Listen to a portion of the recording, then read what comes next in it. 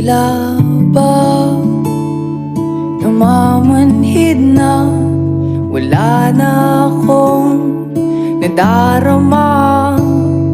Nakatulala, nakatingala, umiiyak, di lamang pinapalata.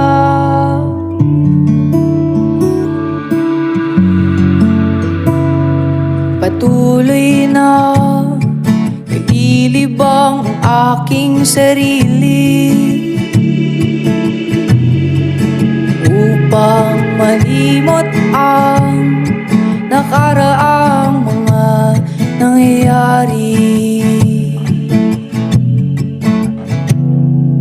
Di na nanahimik sariling pag-iisip, may oras na walang imik, ikaw lang ang nasa isip.